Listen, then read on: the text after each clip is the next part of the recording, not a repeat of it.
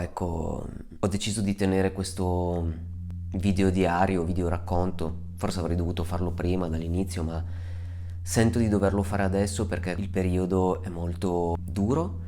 Voglio raccontare questa cosa, voglio raccontare quanto è bello, quanto è meraviglioso avere la possibilità di dipingere, ma anche quanto è faticoso, quanto è edificante. Dovete capire che per quanto mi riguarda, dipingere non è solo dipingere e basta, quindi realizzare un dipinto facendolo molto bene, attentamente, farlo bello, punto.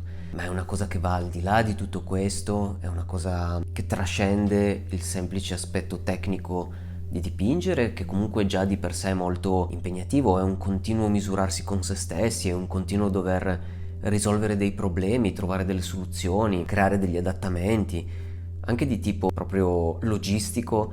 Infatti, come vedete qua dietro, ho dovuto, per questo formato molto grande, costruire con dei listelli e delle viti questo sostegno per i miei gessetti. Ma dentro il dipinto inevitabilmente succede che c'è un transfer di quello che il tuo animo è in quel momento, di quello che il tuo animo vive in quel momento, ma anche di quello che vuole dire, vuole esprimere, vuole lasciare, rilasciare in quel momento. È un lavoro molto più grande, è un lavoro quindi importantissimo, che non ha solo a che vedere con il dipinto, ma ha a che vedere con se stessi, con la propria personalità, con la propria vita.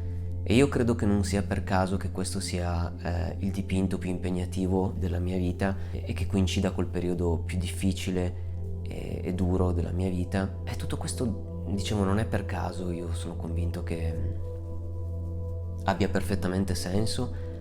La pietà è un dipinto che esprime comunque dolore, sofferenza, nonostante questo dolore e questa sofferenza siano contrapposti, secondo me, debbano essere contrapposti a un senso di qualcosa di grande che si è compiuto, che è successo, che ha avuto fine per dare inizio a un'altra cosa, che si contrappone alla grandezza smisurata di Dio, del suo lavoro su di noi e quindi anche su di me. Tutte queste cose mi riguardano da vicino, lo accetto. Dipingere e accettare questo tipo di lavoro significa anche prendersi una responsabilità, un po' come vivere, anche vivere è prendersi una responsabilità.